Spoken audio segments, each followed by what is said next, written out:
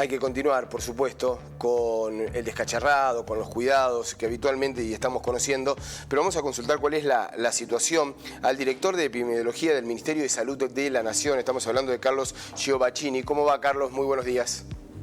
Hola, buen día, ¿cómo les va? Bien, bien, muy bien. Bueno, preocupados por esta situación, si bien marcamos como el tiempo una ayuda, hay que seguir cuidándonos y hay que seguir muy atentos, ¿no?, con respecto a la evolución del dengue. Sí, por supuesto, estamos en este momento cursando una epidemia de dengue durante este año y el mensaje más importante es el de la prevención, de los casos y el de la prevención también de formas graves que tiene que ver con la consulta temprana, con el seguimiento adecuado. Desde el Ministerio de Salud de la Nación, bueno, del cual formás parte, Carlos, han informado un nuevo genotipo. ¿Qué sería? ¿Esto es como una variante distinta, diferente a los años anteriores, incluso a aquella epidemia del 2020?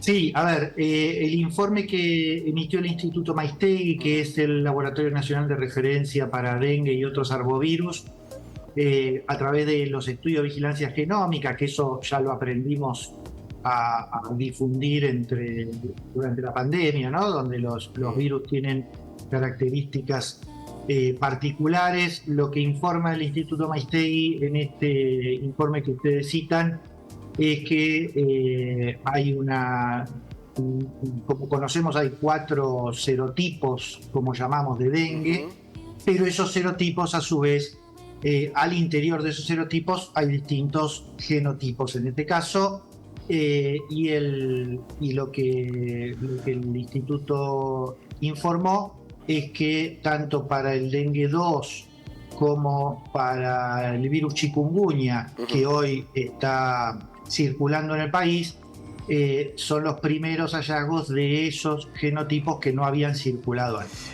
¿Sí? Eso es, por el momento, la valoración de esa información está en estudio. Eso no dice por sí mismo nada en especial, salvo que no es aquello que circulaba en otras temporadas. Claro, porque la pregunta... En el año 2020, como usted me preguntó, circuló preponderantemente otros serotipos, el dengue 1. Hoy tenemos dengue 1 y dengue 2, las dos cosas. Sí, la pregunta era, es lo que se está estudiando, entiendo, si esta aparición de estas variantes se pueden llegar a ser más agresivas, ¿no?, por el caso de fallecidos. A ver, por eso quería ponerle un límite a esa conclusión. Claro. No es claro que haya una relación directa entre determinados genotipos y la gravedad. Es difícil eso de estudiar. La gravedad en general está asociada a múltiples factores, uno de los cuales puede ser la virulencia del virus, pero hay otros factores, como por ejemplo las infecciones recurrentes, es decir, cuando una persona tiene una infección secundaria o terciaria que ya ha tenido dengue, eso puede hacer que la aparición de formas más graves sea más frecuente, y como este serotipo, no necesariamente el genotipo descubierto, sino el serotipo 2, circuló en Argentina en varios años, pero en una frecuencia y en una distribución espacial mucho menor, es posible que la introducción de ese serotipo en un territorio amplio haya mucha población susceptible a ese serotipo y que haya podido estar expuesta al serotipo 1, que fue el que provocó la mayor cantidad de casos en años anteriores. Por lo cual, como les decía, la aparición más frecuente de formas graves no tiene un solo factor que lo determina. Aquello que sí está estudiado es que las infecciones secundarias pueden tener una relación más directa con formas graves, y como les decía, el serotipo 2 en este caso está hoy más ampliamente distribuido que nunca en Argentina, entonces eso también puede ser un factor. ¿Y cuál es el valor del genotipo que se ha descubierto en Argentina? Es una cosa que está en estudio. Hay estudios que muestran, pero no son concluyentes, ¿no?, que el serotipo 2 podría estar asociado a una mayor frecuencia de formas más graves, pero eso hay que documentarlo bien. Carlos, ¿hacia dónde vamos? Digo, estamos en un momento allí en donde llegó el frío, afortunadamente para el dengue ha tenido y tiene, digamos, una incidencia muy importante, pero ¿hacia dónde vamos? ¿Cómo puede llegar a ser la evolución de acuerdo a lo que ustedes han estudiado del Ministerio de Salud? Bueno, históricamente lo que pasa, en epidemiología todo es comparación, ¿no? Entonces nosotros podemos decir que en general los picos, el momento más elevado, por ejemplo, de la curva de casos del año 2020 fue la semana 17. Ahora estamos en la semana 16 epidemiológica, ¿no? Las semanas epidemiológicas son 52 semanas al año, se divide así para poder hacerlo comparable. Quiere decir que estamos muy cerca de la semana que tuvimos el mayor número de casos en la última epidemia grande que tuvimos, que fue el 2020. Eso está relacionado con el clima, con la circulación viral, etcétera, y en general en Argentina para el invierno todas las provincias dejan de tener casos. Lo que pasa es que el invierno, lo que llamamos el invierno, las temperaturas bajas, no llegan de la misma manera en todo el territorio. Nuestro territorio nacional es muy extenso y tiene latitudes muy diferentes, entonces es posible que en estas semanas siguientes en alguna de esas jurisdicciones, por el frío, pero no solo por el frío, sino también por la propia dinámica de la circulación. Cuando muchas personas se enferman en un momento, en corto tiempo, es posible que eso empiece a bajar también, porque ya las personas susceptibles al virus en esa temporada empiezan a ser menos, entonces también puede bajar porque los susceptibles empiezan a ser menos y porque las temperaturas van bajando, con lo cual lo esperable es que en las próximas semanas se empiece a notar, y de hecho en la curva nacional ya lo estamos viendo. Ahora los viernes sale nuestro boletín epidemiológico luego del análisis de los datos de esta semana